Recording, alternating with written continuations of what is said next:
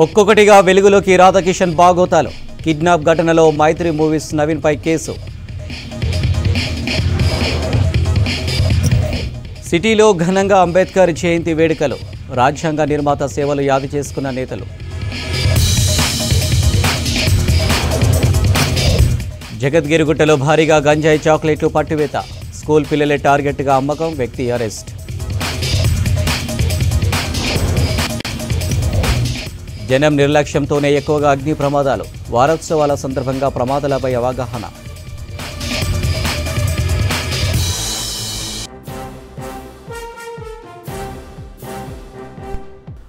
Phone tapping కేసులో అరెస్టైన మాజీ DCP Radhakishan రావుపై Jubilee Hills పిఎస్లో నమోదైన కిడ్నాప్ కేసు రోజుకో మలుపు తిరుగుతుంది. తాజాగా ఈ కేసులో ప్రముఖ నిర్మాత మైత్రి మూవీ యజమాని ఎర్నేని నవీన్ పేరు తెరపైకి వచ్చింది. ఆయన పేరును ఎఫ్ఐఆర్లో చేర్చారు పోలీసులు. గతంలో జూబ్లీహిల్స్ పిఎస్లో రాధాకిషన్ రావు తనను కిడ్నాప్ చేసి బెదిరింపులకు గురిచేసి క్రియా హెల్త్ కేర్ కంపెనీ షేర్లను ఇతరుల పేర్లపైకి మార్పించేందుకు ప్రయత్నించారని ఫిర్యాదు చేశారు కంపెనీ వ్యవస్థాపకులు వేణుమాధవ్. కంపెనీలో డైరెక్టర్లుగా ఉన్న ఎర్నేని నవీన్ కూడా ఈ కుట్రలో భాగమని ఫిర్యాదు చేశారు. దీంతో ఆయనపై పలు సెక్షన్ల కింద కేసు నమోదు చేశారు పోలీసులు. మాజీ టాస్క్ ఫోర్స్ డీసీపీ రాధాకిషన్ రావుపై నమోదైన కిడ్నాప్ కేసుపై మరిన్ని డీటెయిల్స్ మా క్రైమ్ బ్యూరో చీఫ్ ధనరాజ్ అందిస్తారు. ధనరాజ్, అప్డేట్స్ ఏంటి? ఫోన్ ట్యాపింగ్ కేసులో అరెస్టైన మాజీ డీసీపీ రాధాకిషన్ రావుపై జూబ్లీహిల్స్ పిఎస్లో నమోదైన కిడ్నాప్ కేసు రోజుకో మలుపు తిరుగుతుంది. తాజాగా ఈ కేసులో ప్రముఖ నిర్మాత మైత్రి మూవీ యజమాని ఎర్నేని నవీన్ పేరు తెరపైకి వచ్చింది. ఆయన పేరును ఎఫ్ఐఆర్లో చేర్చారు పోలీసులు. గతంలో జూబ్లీహిల్స్ పిఎస్లో రాధాకిషన్ రావు తనను కిడ్నాప్ చేసి బెదిరింపులకు గురిచేసి క్రియా హెల్త్ కేర్ కంపెనీ షేర్లను ఇతరుల పేర్లపైకి మార్పించేందుకు యత్నించారని ఫిర్యాదు చేశారు కంపెనీ వ్యవస్థాపకులు వేణుమాధవ్. కంపెనీలో డైరెక్టర్లుగా ఉన్న ఎర్నేని నవీన్ కూడా ఈ కుట్రలో భాగమని ఫిర్యాదు చేశారు. దీంతో ఆయనపై పలు సెక్షన్ల కింద కేసు నమోదు చేశారు పోలీసులు. దీనిపై మరిన్ని డీటెయిల్స్ ధనరాజ్ అందిస్తారు. ధనరాజ్, అప్డేట్స్ ఏంటి? ఈ జూబ్లీహిల్స్ పోలీస్ స్టేషన్ లో ఈ హెల్త్ క్రియేషన్ సంబంధించినటువంటి బిజినెస్ వ్యవహారంలో మాజీ డీసీపీ అయినటువంటి రాధాకిషన్ రావు పైన కూడా ఒక కిడ్నాప్ కేసు నమోదైంది. ఆ తర్వాత ఇందులో చూసినట్టయితే ప్రముఖ నిర్మాతగా ఉన్నటువంటి మైత్రి మూవీస్ పార్ట్నర్ అయినటువంటి ఒకరైనటువంటి ఎర్నేని నవీన్ పేరు కూడా ఇందులో కేసు కూడా ఆయన పైన నమోదైంది. అయితే టాస్క్ ఫోర్స్ డీసీపీగా ఉన్నటువంటి రాధాకిషన్ రావు తోటి మొత్తం మీద ఈ చెన్నుపాటి వేణు అనే వ్యక్తితోటి కూడా కలిసి ఈ మొత్తానికి ఆ సంస్థ సంబంధించి అంటే ఈ క్రియా హెల్త్ కేర్ అనే సంస్థలో భాగస్తులుగా ఉన్నటువంటి ఏర్నేని నవీన్ కూడా ఒకరు డైరెక్టర్ గా కూడా కొనసాగారు. అయితే ఇతను అంతేకాకుండా మరో నలుగురు సంబంధించినటువంటి డైరెక్టర్లు కలిసి ఇందులో ఉన్నటువంటి షేర్లను బలవంతంగా కూడా తమ పేరు నుంచి వేరే వ్యక్తికి రాయించుకోవడంలో పెద్ద ఎత్తున కుట్ర పన్నారు అని ఇతను చెన్నుపాటి వేణుమాధవ్ అనే వ్యక్తి ఫిర్యాదు కూడా చేయడం జరిగింది. అయితే బిజినెస్ లో చంద్రశేఖర్ వేగే అనే వ్యక్తితోటి మొత్తం షేర్లు బదలాయించడము, ఆ క్రియా హెల్త్ కేర్ సంబంధించినటువంటి బిజినెస్ లో ఉన్నటువంటి పార్ట్నర్షిప్ ను కూడా తన పేరు మీద కూడా బలవంతంగా మార్చుకునే ప్రయత్నం చేశారు. ఇందులో ఏర్నేని నవీన్ కూడా ఒకరున్నారు. అంతేకాకుండా రాధాకిషన్ రావు తోటి కూడా 10 లక్షల రూపాయలు చెల్లించి ఆయనతోని తనను బెదిరింపులకు పాల్పడ్డాడంటూ కూడా చెన్నుపాటి వేణుమాధవ్ ఫిర్యాదు కూడా ఇవ్వడం జరిగింది. ఇందులో ప్రముఖంగా చూసినట్టయితే ఈ కంపెనీలోనే ఒకరైనటువంటి డైరెక్టర్ గా కొనసాగినటువంటి ఈ నిర్మాతగా మైత్రి మూవీస్ లో ఒకరైనటువంటి నిర్మాతగా ఉన్నటువంటి ఈ ఏర్నేని నవీన్ కూడా చాలా వరకు విజయవంతమైనటువంటి తెలుగులో సినిమాలు కూడా తీశారు. ఆయన ఈ కుట్రలోనూ అదేవిధంగా బెదిరింపులకు పాల్పడడం, మొత్తం షేర్లకు సంబంధించినటువంటి బదలాయింపులో చంద్రశేఖర్ కు వర్షాలు పలుకుతూ ఆయన పేరు మీద మొత్తం ఈ క్రియా హెల్త్ కేర్ చెందినటువంటి యాజమాన్య హక్కులన్నీ కూడా చంద్రశేఖర్ పేరునే రాయించడంలో రాధాకిషన్ రావు తోటి కుట్ర పన్నాడు, బెదిరింపులకు పాల్పడ్డాడు.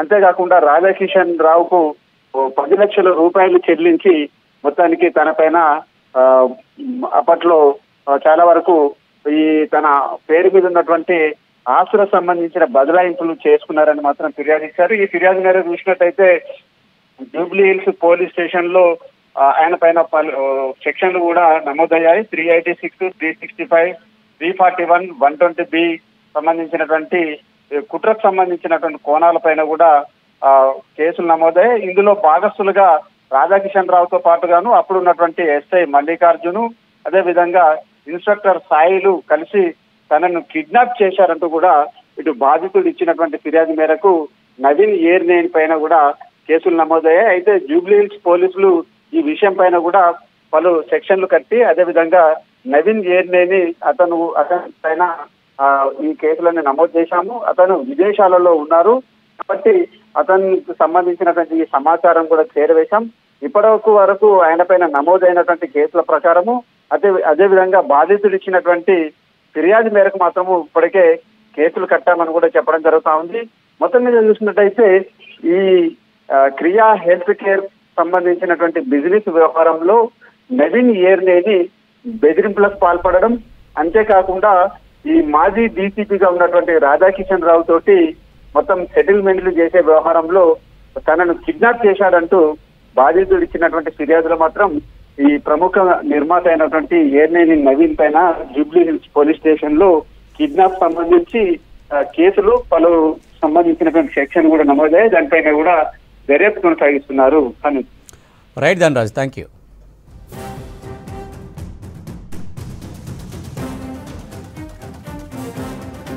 సిటీ వ్యాప్తంగా బాబాసాహెబ్ అంబేద్కర్ జయంతి వేడుకలు ఘనంగా జరిగాయి.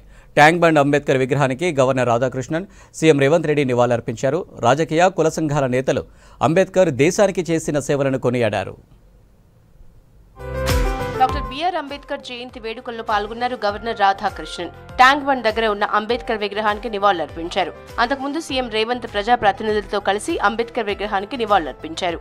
బడుగు బలహీన వర్గాలకు ఆయన చేసిన సేవల్ని గుర్తు చేసుకున్నారు.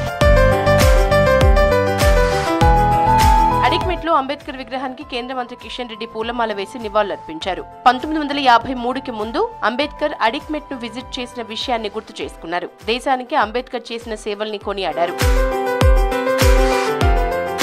భారత రాజ్యాంగ నిర్మాత డాక్టర్ బిఆర్ అంబేద్కర్ ఆశయాలకు అనుగుణంగా మోదీ ప్రభుత్వం పాలన అందిస్తోందన్నారు బీజేపీ ఎంపీ లక్ష్మణ్. ఆదివాసీ మహిళల్ని రాష్ట్రపతి చేసిన ఘనత బీజేపీదే అన్నారు. హైదరాబాద్ బీజేపీ కార్యాలయంలో అంబేద్కర్ జయంతి వేడుకలను ఘనంగా నిర్వహించారు బీజేపీ నేతలు. సబ్కా సాత్ సబ్కా వికాస్ అనే నినాదంతో వారి వల్ల అన్ని వర్గాలకు న్యాయం చేయడమే సామాజిక న్యాయంగా ఇవాళ మోదీ ప్రభుత్వం గత 10 సంవత్సరాలుగా వారు చేస్తున్నటువంటి కృషి ఫలితమే 75 సంవత్సరాల స్వాతంత్ర దేశంలో మొదటిసారిగా ఒక ఆదివాసీ మహిళ రాష్ట్రపతి కాగలిగింది. రాజకీయ పార్టీల తీరు చూస్తుంటే రాజ్యాంగం ప్రమాదంలో పడే అవకాశం ఉందనిపిస్తోందన్నారు కేటీఆర్. అంబేద్కర్ కేవలం దళితులకే కాక అందరికీ నాయకుడే అని చెప్పారు. నగర నడిబొడ్డున అంబేద్కర్ విగ్రహం పెట్టామని, నూతన సచివాలయానికి ఆయన పేరే పెట్టుకున్నామని అన్నారు. అంబేద్కర్ బాటలోనే కేసీఆర్ అడుగులు వేస్తున్నారని తెలిపారు కేటీఆర్. మహాత్మా గాంధీతో తప్పకుండా పోల్చి సరిసమానమైన స్థాయి కలిగిన నాయకుడు అంబేద్కర్ గారు. అందుకే అంతటి ఘనమైన నివాళిని ఆ రోజు కేసీఆర్ గారి నాయకత్వంలో మనం శాసనసభలో అందించుకున్నాం. వారి 125 ఫీట్ల విగ్రహం పెట్టుకున్నాం. ఇది విగ్రహం కాదు, ఇది విప్లవం అనే మాట ఆనాడు కేసీఆర్ గారు మాట్లాడినారు. మరి అధికారం ఉన్నప్పుడు, అవకాశం ఉన్నప్పుడు తప్పకుండా అందరి మంచి కోసం, సమానత్వం కోసం పాటుపడాలనే ఒక ఆలోచన ఏదైతే కేసీఆర్ గారు చేసినారో ఆ ఆలోచన ద్వారా ఆ అంబేద్కర్ గారి బాటలో అందరం కూడా ముందుకు సాగుదాం. రాజ్యాంగాన్ని బతికించుకోవటమే అంబేద్కర్ కి మనమిచ్చే ఘన నివాళి అన్నారు ఎమ్మెల్యే కూనంనేని సాంబశివరావు. అంబేద్కర్ జయంతి సందర్భంగా ట్యాంక్ బండ్ దగ్గర ఆయన విగ్రహానికి పూలమాల వేసి నివాళులర్పించారు. బీజేపీ రాజ్యాంగానికి తూట్లు పొడుస్తోందని ఆరోపించారు సిపిఐ నేతలు. మూడోసారి గెలిస్తే బీజేపీ రాజ్యాంగాన్ని మారుస్తుందన్నారు నేతలు. అంబేద్కర్ మెడలో దండ వేస్తూ అంబేద్కర్ గారి ఊపిరి తీసేటువంటి సైద్ధాంతిక శక్తులు బీజేపీ లాంటి రూపంలో, ఆర్ఎస్ఎస్ లాంటి రూపంలో ఉన్నారు. వాళ్ళు మరలా ఇవాళ 400 స్థానాలు మేము గెలుస్తామని చెప్తున్నారు. ఆ విధంగా బీజేపీ అనేది ఎక్కడో చోట దాన్ని ఫుల్ స్టాప్ చేయాలి, ఎక్కడో చోట దాన్ని ఆపాలి. ఆపకపోతే అంబేద్కర్ గారు రాసిన రాజ్యాంగం కూడా నిలబడదు. ఇలా నరేంద్ర మోడీ ప్రభుత్వం అధికారంలోకి వస్తే రాజ్యాంగాన్ని మార్చడానికి రంగం సిద్ధం చేసుకున్నారు. రాజ్యాంగం ఉండదు, నియంతృత్వమే రాజ్యవేల పరిస్థితి వస్తుంది. అందుకని సేవ్ డెమోక్రసీ, ఇక సెక్యులరిజం, లౌకిక వ్యవస్థకైతే ఇప్పటికే భంగం కలుగుతూ ఉంది. ఎక్కడికక్కడికి మత ఉన్మాదం పెరిగి పొంచిపోషిస్తూ ఉన్నది. ఆర్ఎస్ఎస్ సంఘ పరివార శక్తులు ఆగడాలు పెరిగిపోతూ ఉన్నాయి. అందుకనే ఇక డాక్టర్ బిఆర్ అంబేద్కర్ రాజ్యాంగం మూలంగానే వారు పొందుపరిచిన దాని మూలంగానే చిన్న రాష్ట్రాల అంశం ఇలా తెలంగాణ రాష్ట్రం ఏర్పడుతుందంటే డాక్టర్ బిఆర్ అంబేద్కర్ గారు రచించిన రాజ్యాంగంలో ఒక అది ఉంది కాబట్టి అంశం ఉంది కాబట్టి ఏర్పడదు. డాక్టర్ బిఆర్ అంబేద్కర్ అందరికీ సమాన ఓటు హక్కును కల్పించారన్నారు టీజేఎస్ చీఫ్ కోదండరాం. కొంతమంది బిలియనీర్లు దేశ సంపదను దోచుకుంటున్నారని ఆరోపించారు. అంబేద్కర్ రాసిన రాజ్యాంగాన్ని కాపాడుకునే పరిస్థితి నెలకొందన్నారు. అంబేద్కర్ జయంతి సందర్భంగా హైదరాబాద్ ట్యాంక్ బండపై ఉన్న అంబేద్కర్ విగ్రహానికి పూలమాల వేసి నివాళులర్పించారు కోదండరాం. అందరికీ సమానమైన ఓటు ఉండాలనేది కూడా రాయటం జరిగింది. ఈ సమానత్వపు హక్కుకు తూట్లు పొడుస్తున్న సందర్భం అని ఎందుకన్నానంటే ఇటీవల జరిగిన అధ్యయనాల ప్రకారం 162 మంది బిలియనీర్లు ఈ దేశంలో 162 మంది బిలియనీర్లు వాళ్ళు సంపదను వాళ్ళు గుత్తాధిపత్యం చేపట్టిండ్రు. 25% జాతీయోత్పత్తి వాళ్ళ పాలవుతున్నది, 40% జాతీయ సంపద వాళ్ళ చేతుల్లో ఉన్నది. రంగారెడ్డి జిల్లా రాజేంద్రనగర్ సర్కిల్లో డాక్టర్ బాబాసాహెబ్ అంబేద్కర్ జయంతి వేడుకలు ఘనంగా జరిగాయి. Assembly speaker Gaddam Prasad, Chevella MP Ranjith Reddy, MLA Prakash Goud, BJP MP అభ్యర్థి కొండ విశ్వేశ్వరరెడ్డి కార్యక్రమంలో పాల్గొన్నారు. బాబాసాహెబ్ విగ్రహానికి పూలమాలలు వేసి ఘన నివాళులర్పించారు నేతలు.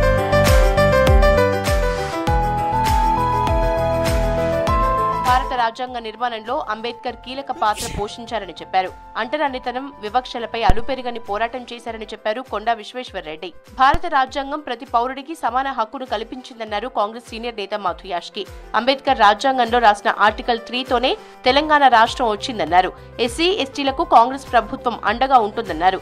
రాజ్యాంగాన్ని మోదీ ప్రభుత్వం బలహీనపరుస్తోందని విమర్శించారు. సేవ్ కాన్స్టిట్యూషన్ కాంగ్రెస్ నినాదమన్నారు. హైదరాబాద్ ఎల్బీనగర్ లో అంబేద్కర్ విగ్రహానికి పూలమాల వేసి నివాళులర్పించారు మధు యాష్కి. భారత రాజ్యాంగం ప్రతి పౌరుడికి సమాన హక్కులు కల్పించింది. ముఖ్యంగా అణగారిన వర్గాల కొరకై ప్రతి ఒక్కరు కూడా సమాన హక్కులు కల్పించింది. బాబాసాహెబ్ యొక్క ఆలోచన విధానంతోనే ఇవాళ తెలంగాణ రాష్ట్రం ఏర్పడిందంటే కూడా ఆర్టికల్ 3 పొందుపరచడంతో మెజారిటీ వ్యతిరేకించినా కూడా మైనార్టీ ఒపీనియన్ తోటి తెలంగాణ రాష్ట్రం ఏర్పడింది. దానికి ముఖ్య కారకులు కూడా ఆ రోజు భారత రాజ్యాంగంలో పొందుపరిచిన ఆర్టికల్ 3 కారణం.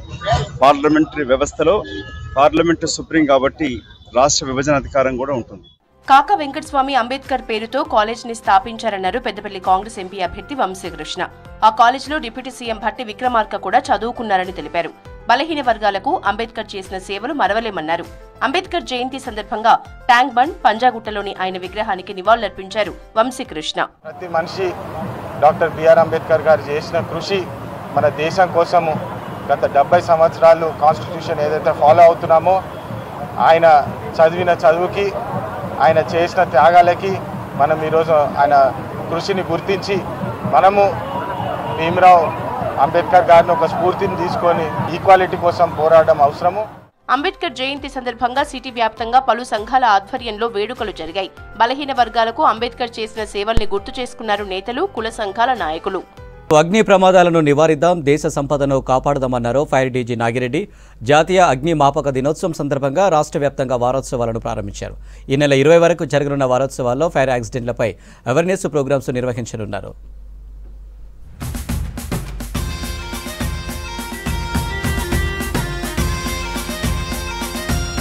రాష్ట్ర వ్యాప్తంగా అగ్నిమాపక వారోత్సవాలు ప్రారంభమయ్యాయి. వట్టినాగులపల్లి ఫైర్ సేఫ్టీ ట్రైనింగ్ సెంటర్లో వారోత్సవాలను ప్రారంభించారు అగ్నిమాపక డీజీ నాగిరెడ్డి. ఇవాళ్టి నుంచి ఏప్రిల్ 20 వరకు జరగనున్నాయి. ఫైర్ సేఫ్టీ అధికారులు, సిబ్బంది సమక్షంలో అగ్నిమాపక వారోత్సవాలకు సంబంధించిన పోస్టర్ను ఆవిష్కరించారు.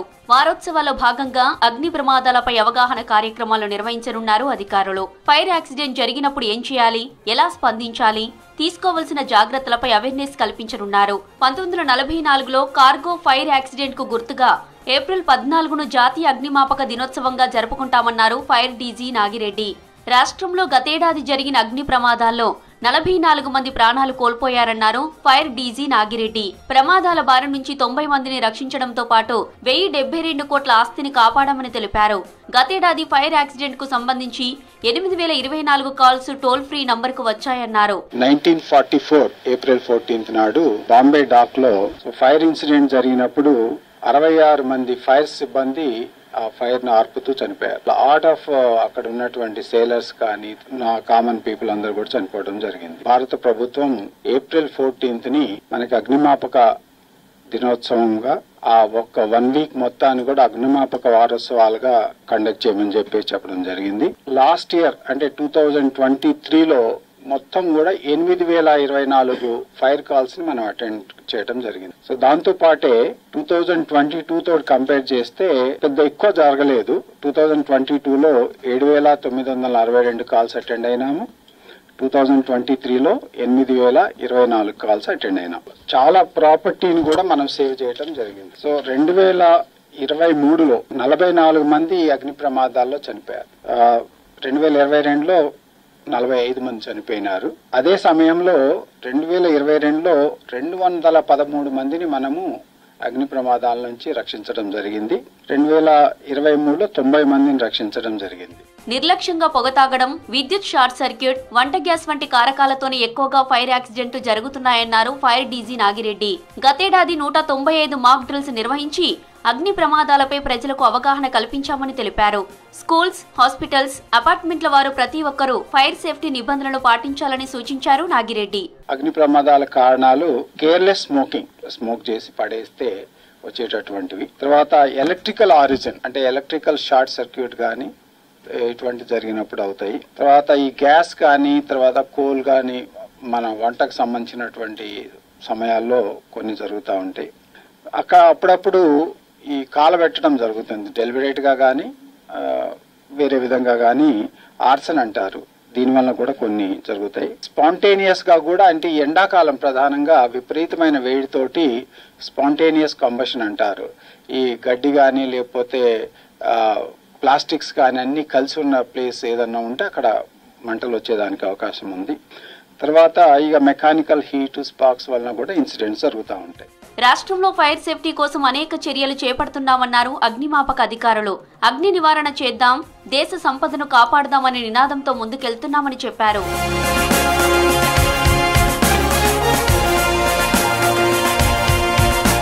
చేవెళ్లగడ్డపై బీజేపీ జెండా ఎగరడం ఖాయమన్నారు బీజేపీ అభ్యర్థి కొండా విశ్వేశ్వరరెడ్డి. మొయినాబాద్ మండల కేంద్రంలోని హిమాయత్ నగర్ ఎక్స్ రోడ్డులో కార్యకర్తల విస్తృత స్థాయి సమావేశం నిర్వహించారు. అంబేద్కర్ను అవమానించిన పార్టీ కాంగ్రెస్ అన్నారు కొండా విశ్వేశ్వరరెడ్డి. కానీ బీజేపీ అంబేద్కర్ సిద్ధాంతాలను ముందుకు తీసుకువెళ్తుందన్నారు. కార్యక్రమంలో బీజేపీ ఇన్ఛార్జ్ కెఎస్ రత్నం, ఇతర బీజేపీ నాయకులు పాల్గొన్నారు. 3000 మంది టార్గెట్ ఉంటే 6000 మంది అంటే 20% ఓటర్స్ అక్కడ మా కేవలం మండల్ మీటింగ్కి వచ్చింది. చాలా గ్రాండ్ సక్సెస్. అదే ఇతర పార్టీలు పెడితే మొత్తం అసెంబ్లీ లెవెల్ మీటింగ్లా 1000 మంది రాలేదు. మండల్ లెవెల్ మీటింగ్ పెడితే ఎంత చిన్నగా ఉందంటే అభ్యర్థి కూడా పారిపోయింది అక్కడి నుంచి. ఈ సమయంలో అసలు రోజుకు బీజేపీ పెరుగుతుంది. ప్రత్యేకంగా గ్రామీణ ప్రాంతంలో నిజంగానే పెరిగింది. ఎందుకంటే దీంతో నేను అనుకోవచ్చు ప్రజా ఆశీర్వాద యాత్ర గ్రాండ్ సక్సెస్. మేము టార్గెట్ 370 గ్రామాలు పెట్టినాము. అంటే నియర్ బై గ్రామాల కలెక్షన్ చేసుకొని అవి దాటినాము. అదే కాక దాదాపు 1600 కిలోమీటర్లు తిరిగినాము. ఎందుకంటే చుట్టూ తిరిగినాము గ్రామాలు కవర్ చేస్తానికి. అంటే 1600 కిలోమీటర్లు అంటే ఇక్కడి నుంచి ఢిల్లీ వరకు, ఇక్కడి నుంచి పార్లమెంట్ వరకు అంతే ఉన్నది. లాస్ట్కు కందుకూరు మండలం ముగించాము. అది గ్రాండ్ సక్సెస్. అది బుర్ర నర్సయ్య గౌడ్ గారు పక్క నియోజకవర్గం మా మిత్రుడు డాక్టర్ నర్సయ్య గౌడ్ గారు రావడం జరిగింది. Grand success. కానీ ఇవాళ అంబేద్కర్ గారి జయంతి ఉండే అండ్ వారిని యాదించేసుకుంటా చూస్తే అంబేద్కర్ గారు ఆశయాలు నిజంగానే నిలబెట్టింది బీజేపీ పార్టీ మాత్రమే. భారతీయులందరూ ఒక్కటే, మతపరంగా రిజర్వేషన్స్ ఉండదు. పేదోళ్ళు ఎవరున్నా వాళ్ళకి ఇవ్వాలి. ముస్లిం రిజర్వేషన్స్ ప్రత్యేకంగా ఉండొద్దు, లేకుంటే క్రిస్టియన్ మతపరంగా ఉండొద్దు అంటే Congress party Muslim reservations. Ambedkar గారు ముస్లిమ్స్ అయినా ఎవరి అపీస్మెంట్కు వ్యతిరేకం. పేదోళ్ళు ఎవరున్నా ఇవ్వాలి, వెనుకబడిన వాళ్ళు ఎవరున్నా ఆదుకోవాలని ప్రతి ఇష్యూస్లా ఆఖరికి యూసీసీ కూడా వ్యతిరేకంగా ఉండే, ఆఖరికి చిన్న రాష్ట్రాలకు కూడా వ్యతిరేకంగా ఉండే. ఎవరు Congress party, Ambedkar and BJP ఎప్పుడు కూడా చిన్న రాష్ట్రాలకు ఉండే. అదే కాక ఎలక్ట్రిసిటీ అమెండ్మెంట్ బిల్ అది కూడా అంబేద్కర్ సెంట్రలైజ్ కంట్రోల్ ఉండాలని బీజేపీ అమెండ్మెంట్ బిల్ చేస్తే దానికి వ్యతిరేకంగా ఉండాలి. ఇవి ఎన్నో విధానాలుగా అంబేద్కర్కు ద్రోహం చేసింది. అంబేద్కర్కు వ్యతిరేకం ఉంది కాంగ్రెస్ పార్టీ. దళితులను వాడుకున్నారు కానీ ఇప్పుడు కూడా వాళ్ళని ఆదుకోలేదు. బీజేపీ పాత్ర అంబేద్కర్ గారిని గుర్తించింది. టాలెంట్ ఉన్నవారిని గుర్తించి కాపురత్న, సేవరత్న అవార్డులు ఇవ్వడంపై సంతోషం వ్యక్తం చేశారు ప్రముఖ international musician, film censor board member Samala Venu. సికింద్రాబాద్లోని ఓ హోటల్లో జరిగిన ఆల్ ఇండియా తెలగ బలిజ కాపు సంఘం ఆధ్వర్యంలో ఏర్పాటు చేసిన కార్యక్రమంలో పాల్గొన్నారు. వివిధ రంగాల్లో రాణించిన సామల వేణుతో పాటు ఇతరులను కాపురత్న, సేవ పురస్కారాలతో ఘనంగా సన్మానించారు. యావత్ కాపు కులస్తులను ఏకం చేయడానికి 1959లో లోయర్ ట్యాంక్ బండ్లో నిర్మించిన ఆల్ ఇండియా తెలగ బలిజ కాపు సంఘం భవనాన్ని కొత్త హంగులతో నిర్మిస్తామన్నారు కాపు సంఘం నేతలు.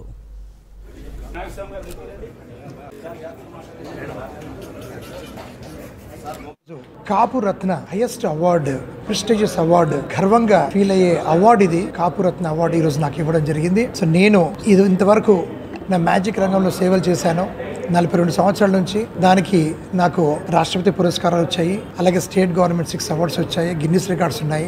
కానీ ఈ వీటన్నిటికీ అతీతంగా మా ఇంట్లో గెలవాలి అంటారు, అలాగా మా కాపు సంఘం వాళ్ళు ఇచ్చిన అవార్డు ఈరోజు నాకు చాలా గర్వంగా అనిపిస్తుంది. అది ఎంత స్థాయిలో పెద్దగా ఉందో అంత గర్వంగా అనిపిస్తుంది నాకు. సో ఈరోజు అంటే మన కుల సోదరుల మధ్యన, మన ఫ్యామిలీ మెంబర్స్ మధ్యన ఈ యొక్క సన్మానం, ఈ అవార్డు తీసుకోవడం వల్ల చాలా అది ఒక ఆదర అభిమానం పొందే పెద్దల యొక్క ఆశీర్వాదాలతో ఈ అవార్డుని మా సొంతంగా మాకు వచ్చినట్టు కాకుండా వచ్చిన వాళ్ళు చూసి ఓహో ఇంత గర్వంగా మనం కావచ్చా, ఇంత స్థాయికి మనం వెదగొచ్చా అనే ఫీల్డ్ అవి ఆ అవార్డు ఒక ఎగ్జాంపుల్గా వాళ్ళు తీసుకొని పైకి రావడం కోసం వాళ్ళకి ఇన్స్పైరింగ్ ఉంటుంది, మోటివేషన్గా ఉంటుంది.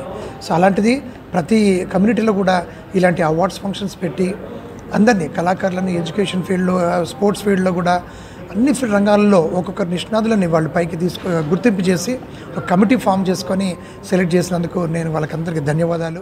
1959లో స్థాపించబడిందండి. ఇది అప్పుడు ల్యాండ్ కూడా లోవర్ ట్యాంక్ బండ్లో ల్యాండ్ పర్చేజ్ చేసింది. సో అది ఇప్పుడు ఏంటంటే కాపు భవన్ అనేది కన్స్ట్రక్షన్ చేస్తున్నాం, చాలా మోడర్న్గా వచ్చేటట్టుగా. సో మన 2 తెలుగు రాష్ట్రాల్లో కూడా మోస్ట్ ఇన్నోవేటివ్ బిల్డింగ్ కింద ఆల్రెడీ స్టార్ట్ అయింది వర్క్. జూన్ 2025కి పూర్తి చేస్తాం. అది పూర్తయిందంటే మనకి ఈ 2 రాష్ట్రాలే కాకుండా మిగతా రాష్ట్రాల నుంచి వచ్చే వాళ్ళకి అకామిడేషన్ కానీ, ఫంక్షన్ ఫెసిలిటీస్ కానీ, ఈ స్కిల్ డెవలప్మెంట్ కానీ ఇవన్నీ వాటిల్లో ప్లాన్ చేస్తున్నాం అన్నమాట. ఈ పార్ట్ ఆఫ్ ఈ అబ్జెక్టివ్ ఏంటంటే ఈ కాపు కమ్యూనిటీని స్టేట్ లెవెల్లో, డిస్ట్రిక్ట్ లెవెల్లో ఏ విధంగా మనం ఎక్స్పాండ్ చేసి విజిబిలిటీ తీసుకురావాలా ఒకటి. ఈ వచ్చే ఆదాయంతో కూడా ప్రతి డిస్ట్రిక్ట్లో కూడా ఒక ఆఫీసు సెటప్ చేసి ప్రతి డిస్ట్రిక్ట్లో ఒక కమిటీ మెంబర్స్ని కూడా వేసి సో అన్ని డిస్ట్రిక్ట్స్ రిప్రజెంటేషన్ అయ్యేటట్టుగా ఫస్ట్ ఫోకస్ ఆంధ్ర, తెలంగాణ పెట్టి అవతల మిగతా స్టేట్స్ కూడా రిప్రజెంటేషన్ ప్లాన్ చేసాము. రంగారెడ్డి జిల్లా ఆదిపట్లలోనే గ్రీన్ హోమ్స్ కాలనీలో ఏర్పాటు చేసిన 50 సీసీ కెమెరాలను ప్రారంభించారు డీసీపీ సునీతారెడ్డి. కాలనీ ఏర్పాటు చేసి 10 సంవత్సరాలైన సందర్భంగా 50 సీసీ కెమెరాలను ఏర్పాటు చేశామన్నారు. సీసీ కెమెరాలు కాలనీకి ఎంతో సహాయపడతాయని, నేరాలను కట్టడి చేస్తాయన్నారు. ఒక్క సీసీ కెమెరా 100 మంది పోలీసులతో సమానమన్నారు డీసీపీ సునీతారెడ్డి. ఈ కార్యక్రమంలో ఇబ్రహీంపట్నం ఏసీపీ రాజు, ఆదిపట్ల సీఐ రాఘవేందర్ రెడ్డిలతో పాటు కాలనీ వాసులు పాల్గొన్నారు.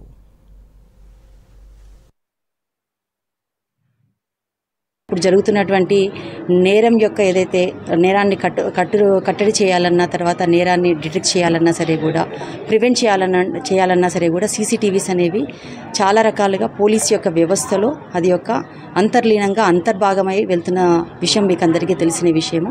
దీన్ని కమ్యూనిటీ యొక్క సహకారంతో వాళ్ళని కూడా కలుపుకొని వాళ్ళని మోటివేట్ చేసుకుంటూ వాళ్ళకి అవేర్నెస్ తీసుకొస్తూ నాట్ ఓన్లీ ప్రాపర్టీ అఫెన్సెస్కి సంబంధించినవి కాకుండా ఇల్లీగల్ యాక్టివిటీస్, మరే ఏ ఇతరత్ర నేరాలకు సంబంధించినటువంటి వేటికి సంబంధించినటువంటివైనా క్లూస్ అనేవి మనకి సీసీటీవీ ద్వారా ఫస్ట్ ప్రైమా ఫేసి అనేది మనకి పోలీస్కి సపోర్టింగ్గా ఉంటుంది. కాబట్టి ఇదే విషయాన్ని అందరికీ తెలియజేసి, సిటిజన్స్కి తెలియజేసి వాళ్ళని మోటివేట్ చేస్తూ వాళ్ళ సహకారంతో సీసీటీవీస్ అనేది ఎస్టాబ్లిష్ చేసుకుంటూ, అందులోనూ ముఖ్యంగా మహేశ్వరం జోన్లో ఎక్కువగా రిమోట్ ప్లేసెస్, రూరల్ ప్లేసెస్, అక్కడక్కడ పాకెట్స్లో హౌస్ హోల్డ్స్ ఉంటాయి. కాబట్టి ఇవన్నీ వెల్ కనెక్ట్ కావాలంటే ఫస్ట్ ఆ హౌస్ హోల్డ్స్ ఏరియాస్ ఏవైతే ఉన్నాయో అవన్నీ ఒక దిగ్బంధనంలాగా సీసీటీవీ యొక్క అండర్ సర్వైలెన్స్లో వీటన్నిటిని చేసుకుంటూ వెళ్తే పోలీస్కి కూడా చాలా ఉపయోగం ఉంటుంది. వాళ్ళు కూడా సిటిజన్స్ కూడా చాలా క్షేమంగా వాళ్ళ యొక్క విధులు నిర్వర్తించుకోవడానికి తోడ్పాటు అవుతుందని చెప్పేసి ఈరోజు ఇక్కడికి వచ్చి దీన్ని ప్రారంభోత్సవం చేయడం జరిగింది. దేశంలో ప్రతిపక్ష నాయకుల గొంతులను నొక్కే కుట్ర బీజేపీ ప్రభుత్వం చేస్తుందని మండిపడ్డారు Telangana minority finance corporation chairman Ubaidullah Kotwal. Ambedkar Jayanti సందర్భంగా హైదరాబాద్లో రాజ్యాంగం ప్రజాస్వామ్యం రక్షణ అనే అంశంపై తెలంగాణ ఆమ్ ఆద్మీ పార్టీ ఆధ్వర్యంలో సెమినార్ నిర్వహించారు. లోక్సభ ఎన్నికల్లో గెలిచేందుకు బీజేపీ చేస్తున్న కుట్రలను ప్రజలు తిప్పికొట్టాలని పిలుపునిచ్చారు. నిర్బంధాలు, అక్రమ అరెస్టులతో బీజేపీ గెలవాలని చూస్తుందన్నారు ఉబైదుల్లా కోత్వాల్. దేశంలో కనుక మరొకసారి గెలిచింది అంటే, పొరపాటు గెలుస్తుందని నేను అనుకోవడం, గెలిచింది అంటే కాన్స్టిట్యూషన్ మారుస్తారు. ఈ దేశంలో సెక్యులర్ దాన్ని బలపరచుకోవడానికి ఎవరితో అన్నా బీజేపీ పర్టికులర్గా భయపడుతున్నారు అంటే దట్ ఈస్ ఓన్లీ మోడీ. ఎస్బీఐలో ఏదైతే ఎలక్షన్ బాండ్లు ఉన్నాయో వాటన్నింటిని బయటపెట్టింది.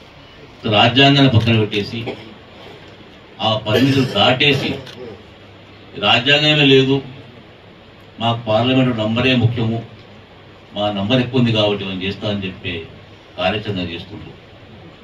ఇదంతా కొంతమంది డెమోక్రాట్స్ కొంతమంది ప్రశ్నిస్తే కేజ్రీవాల్ అంటే వాళ్ళను ఈరోజు నువ్వు మాట్లాడి వీలేదని చెప్పి ఈరోజు జైల్లో పెడుతుంది. It's a fight between people and Modi. ఇది రైట్ నాన్న, దానికి మించి ఇది డెమోక్రాట్స్ నాన్ డెమోక్రాట్స్ మధ్య పోటీ. ఇది ఈ పోటీలో శంషాబాద్ నోవెటలో కాంగ్రెస్ రాష్ట్ర ముఖ్య నేతలతో కేసీ వేణుగోపాల్ సమావేశం ముగిసింది. సుదీర్ఘంగా జరిగిన భేటీలో పార్లమెంటు ఎన్నికలు అనుసరించాల్సిన వ్యూహాలపై నేతలకు దిశానిర్దేశం చేశారు. రాష్ట్రంలో మెజారిటీ సీట్లలో గెలుపే లక్ష్యంగా కీలక సూచనలు చేశారు. నేతల కోఆర్డినేషన్, నియోజకవర్గాల్లో పర్యటన వంటి కీలక అంశాలపై చర్చించారు కేసీ వేణుగోపాల్. సమన్వయంతో ముందుకు వెళ్లాలని ఆదేశించారు. బీజేపీ వల్ల ప్రజాస్వామ్యం ప్రమాదంలో పడిందన్న కేసీ వేణుగోపాల్ రాజ్యాంగ సంస్థలను దుర్వినియోగం చేస్తున్న విషయాన్ని ప్రజల్లోకి తీసుకువెళ్లాలని సూచించారు. కేసీ వేణుగోపాల్ సమావేశంపై మరిన్ని డీటెయిల్స్ రాజు అందిస్తారు. రాజు, అప్డేట్స్ ఏంటి? Thank you Anil. ఇవాళ కాంగ్రెస్ నేతలతోని AICC general secretary KC Venugopal భేటీ అయ్యారు. శంషాబాద్ ఎయిర్పోర్ట్ కు సమీపంలో ఉన్న నోవోటల్లో ఆయన సాయంత్రం 7 గంటల నుంచి వెళ్ళి దాదాపు 9:30-10 గంటల వరకు ఆయన భేటీ అయ్యారు. పార్లమెంట్ నియోజకవర్గ అభ్యర్థులతో పాటు అదేవిధంగా పార్లమెంట్ నియోజకవర్గాలకు ఇన్ఛార్జిగా ఉన్న మంత్రులు, అదేవిధంగా దాంతో పాటు సీఎం రేవంత్ రెడ్డి, బట్టి విక్రమార్క, ఇన్ఛార్జ్ దీపదాస్ మున్షితో పాటు ఏఐసిసి సెక్రటరీలు ఈ సమావేశానికి హాజరయ్యారు. ముందుగాల అందరితో కలిసి ఒకసారి భేటీ అయిన తర్వాత మళ్ళీ ఒక్కొక్క పార్లమెంట్ నియోజకవర్గాల వారీగా విడివిడిగా సమావేశం కొనసాగించారు. ప్రధానంగా చెప్పాలంటే రాష్ట్ర కాంగ్రెస్ నేతలకు ఇవాళ AICC general secretary KC Venugopal class తీసుకున్నారని చెప్పాలి. ప్రధానంగా తెలంగాణలో కాంగ్రెస్ పార్టీ 17 పార్లమెంట్ స్థానాల్లో స్వీప్ చేసే అవకాశం ఉన్నా చాలా వరకు నేతలు అనుకున్న స్థాయిలో పనిచేయట్లేదు. అనుకున్న స్థాయిలో పనిచేస్తే ఈజీగా గెలిచే అవకాశం ఉంది, కానీ మీరు ఆ స్థాయిలో పనిచేయట్లేదు అనేది ఇవాళ కేసీ వేణుగోపాల్ రాష్ట్ర నాయకత్వానికి ఒక దిశానిర్దేశం చేశారు. మీరు మా టార్గెట్ 14 అనేది కాదు, మిషన్ 15 లక్ష్యంగా పెట్టుకొని పనిచేయండి అంటూ రాష్ట్ర కాంగ్రెస్ నేతలకు దిశానిర్దేశం చేశారు. మెజార్టీ స్థానాలను ఈజీగా కైవసం చేసుకోవచ్చు. కొంతమంది అభ్యర్థులు కావచ్చు, అక్కడ ఉన్న క్యాడర్ కావచ్చు, సమన్వయం చేసుకొని పనిచేస్తే కష్టమైన సీటు కూడా ఈజీగా సులువుగా గెలిచే అవకాశం ఉంది అనేది ఈ మీటింగ్ లో, ఈ సమావేశంలో నేతలకు కేసీ వేణుగోపాల్ దిశానిర్దేశం చేశారు. అదేవిధంగా తెలంగాణ రాష్ట్రంలో కాంగ్రెస్ పార్టీ అధికారంలోకి వచ్చిందని రిలాక్స్ మోడ్ లో ఉన్నారు. మీరు కష్టపడి పనిచేసే తత్వం కోల్పోయారు. అసెంబ్లీ ఎన్నికల్లో ఏ విధంగా పనిచేసి రాష్ట్రంలో కాంగ్రెస్ పార్టీని అధికారంలోకి తీసుకొచ్చారో పార్లమెంట్ ఎన్నికల్లో కూడా అదే స్థాయిలో పనిచేయాలని కూడా ఒక దిశానిర్దేశం చేశారు. ఇక ఆ విషయాన్ని పక్కన పెడితే మరొక వైపు చేరికల విషయంలో చాలా మంది నేతలు నియంతృత్వంగా వ్యవహరిస్తున్నారు. జిల్లా స్థాయిలో ఇతర పార్టీలకు సంబంధించిన నేతలు కాంగ్రెస్ పార్టీలో చేరడానికి ముందుకొస్తున్నా కూడా వాళ్ళను చేరకుండా అడ్డుకునే ప్రయత్నం చేస్తున్నారు. అదేవిధంగా అసెంబ్లీ ఎన్నికల టైంలో కొంతమంది క్షణికావేశానికి లోనై పార్టీ మారారు. అసెంబ్లీ ఎన్నికల టికెట్ ఆశించి భంగపడ్డ నేతలు కొంతమంది, ఇతర నేతల మీద కోపంతో మరికొంతమంది పార్టీ వీడారు. వారిని గర్వాపస్సులో భాగంగా పార్టీలో చేర్చుకోవాల్సిన బాధ్యత మన పైన ఉంది. కానీ అలాంటి నేతలను పార్టీలోకి చేర్చుకోకుండా అడ్డుకునే ప్రయత్నం చేస్తున్నారు. ప్రధానంగా ఖమ్మం జిల్లా కావచ్చు, అదేవిధంగా వరంగల్ జిల్లా కావచ్చు, ఈ 2 జిల్లాల్లో కూడా అలాంటి పరిస్థితి ఉంది. తిరిగి వాళ్ళను చేర్చుకోవాల్సిన అవసరం ఉంది. మిగతా జిల్లాల్లో కూడా చాలా మంది జిల్లా నేతలు, మంత్రులు చేరికలకు బ్రేకులు వేసే ప్రయత్నం చేస్తున్నారు. రేపటి నుండి చేరికల్లో వేగం పెంచాలి, ప్రచారంలో కూడా వేగం పెంచాలి అంటూ నేతలకు ఒక దిశానిర్దేశం చేశారు. ఉత్తర తెలంగాణ, దక్షిణ తెలంగాణలో కూడా ఎన్నికల ప్రచారంలో మరింత స్పీడప్ కావాలి. ఏఐసిసి అగ్రనేతలు కూడా ఎన్నికల ప్రచారం చేయడానికి ఎప్పుడు రమ్మన్నా కూడా వాళ్ళు రావడానికి సిద్ధంగా ఉన్నారు. ప్రియాంక గాంధీ, రాహుల్ గాంధీ తెలంగాణపై ఎక్కువగా ప్రచారం చేయడానికి ఇంట్రెస్ట్ చూపుతున్నారు. వాళ్లకు మీరు ఎప్పుడు టైం అడిగినా కూడా ఇవ్వడానికి సిద్ధంగా ఉన్నారు. మీరు బహిరంగ సభలు కావచ్చు, ఎన్నికల ప్రచారంలో కావచ్చు, కార్నర్ మీటింగ్స్ కావచ్చు, పిలిస్తే వాళ్ళు రావడానికి సిద్ధంగా ఉన్నారు. ఏఐసిసి ప్రెసిడెంట్ మల్లికార్జున ఖర్గే కూడా ఎన్నికల ప్రచారంలో పాల్గొనడానికి ఆయన కూడా సిద్ధంగా ఉన్నారు అనుకుంటూ ఆయన రాష్ట్ర నాయకత్వానికి చెప్పడం జరిగింది. దాంతో పాటు బీజేపీ ఎక్కువగా దక్షిణ భారతదేశం పైన ఎక్కువగా ఈ మధ్య కాలంలో ఫోకస్ చేస్తుంది. నార్త్ ఇండియాలో బీజేపీ ప్రాబల్యం తగ్గిపోయింది, మోడీ మానియా పడిపోయింది. మోడీ వైఫల్యాలపై నార్త్ ఇండియాలో ఎక్కువగా డిస్కషన్ జరుగుతుంది, చర్చ జరుగుతుంది. సో వచ్చే ఎన్నికల్లో, పార్లమెంట్ ఎన్నికల్లో నార్త్ ఇండియాలో వాళ్లకు అక్కడ గడ్డు కాలమే ఎదురయ్యే అవకాశం ఉంది, తక్కువ సీట్లకు పడిపోతారు. సో ఈ నేపథ్యంలో వాళ్ళు దక్షిణ భారతదేశం పైన ఎక్కువగా ఫోకస్ చేస్తున్నారు. ఈ మధ్య కాలంలో బీజేపీ అగ్ర నాయకత్వం అంతా దక్షిణ భారతదేశం పైన ఎక్కువగా ఫోకస్ చేస్తుంది. మనకు కాంగ్రెస్ కు దక్షిణ భారతదేశంలో మెజార్టీ సీట్లు ఎక్కువగా వచ్చే అవకాశం ఉంది. ఆ అవకాశం మనము ఎక్కడ చేజారకుండా అదే లక్ష్యంతో పనిచేయాలి. తెలంగాణలో 17 పార్లమెంట్ స్థానాల్లో 15 పార్లమెంట్ స్థానాలు కైవసం చేసుకునే దిశగా కాంగ్రెస్ నాయకత్వం, కాంగ్రెస్ శ్రేణులు కలిసి పనిచేయాలి. ఎక్కడ కోఆర్డినేషన్ లేకుండా చూసుకోవాలి, సమన్వయంతో పనిచేయాలి. అభ్యర్థులు కూడా చాలా సీరియస్ గా పనిచేయాలి, గెలుస్తామని ధైర్యంతో ముందుకెళ్లాలి అంటూ ఇవాళ కేసీ వేణుగోపాల్ రాష్ట్ర నాయకత్వానికి ఒక దిశానిర్దేశం చేశారు. చాలా వరకు నేతలకైతే ఫస్ట్ సెషన్ లో అయితే ఉమ్మడిగా అందరు కూర్చున్న సమయంలో అయితే అందరికి నేతలకు, అది అభ్యర్థులకు, మంత్రులకు, ఇన్ఛార్జ్ గా ఉన్న మంత్రులకు కూడా కేసీ వేణుగోపాల్ చాలా సీరియస్ వార్నింగ్ ఇచ్చారంటూ రాష్ట్ర నాయకులు కొంతమంది చెప్తున్నారు. Anil. Right Raju, thank you. రాష్ట్ర వ్యాప్తంగా ఆవరించి ఉన్న ఉపరితల ద్రోణి బలహీనపడిందన్నారు హైదరాబాద్ వాతావరణ శాఖ అధికారులు. దీంతో క్రమక్రమంగా అధిక ఉష్ణోగ్రతలు నమోదవుతున్నాయని చెప్పారు. ఈ సమ్మర్లో అత్యధికంగా 46 డిగ్రీల వరకు టెంపరేచర్లు రికార్డు అయ్యే అవకాశం ఉందంటున్నారు వెదర్ డిపార్ట్మెంట్ ఆఫీసర్లు. వాతావరణ పరిస్థితులు కనుక చూసుకున్నట్లయితే నిన్నటి వరకు ఉన్నటువంటి ఉపరితల ఆవర్తనం కొమరన్ ఏరియా నుంచి ఉన్నటువంటి ఈ యొక్క కేరళ మరియు అంతర్గత కర్ణాటకలో దానికి అనుగుణంగా మరియు ఈ యొక్క కొంకన్ అండ్ గోవా మీదుగా ఉన్నటువంటి ఈ యొక్క ఉపరితల ఆవర్తనం, దానికి అనుగుణంగా ఉన్నటువంటి ద్రోణి గాలిలోని విచ్ఛిన్నత అనేది రాష్ట్రానికి నుంచి దూరంగా కదిలిందనే చెప్పాలి. అందువల్ల మనకి రాష్ట్రంలో రానున్న ఈరోజు, రేపు, ఎల్లుండ కూడా పొడిబారిన వాతావరణం అయితే నెలకొల్పే అవకాశాలు అయితే ఎక్కువ ఉన్నాయి. దీని ప్రభావం వల్ల ప్రస్తుతం కనుక చూసుకున్నట్లయితే రాష్ట్రంలో ఉష్ణోగ్రతల తీవ్రత అనేది స్వల్పంగా పెరిగే అవకాశాలు అయితే ప్రస్తుతం కనిపిస్తున్నాయి. అంతేకాకుండా రాష్ట్ర వ్యాప్తంగా కూడా తక్కువ స్థాయిలో మనకి దక్షిణ మరియు ఆగ్నేయ గాలులు అనేవి వీస్తుండడం, ఇవన్నీ కూడా పొడిబారినటువంటి గాలులుగాను ఎటువంటి తేమ వీటిలో కనిపించడం లేదు.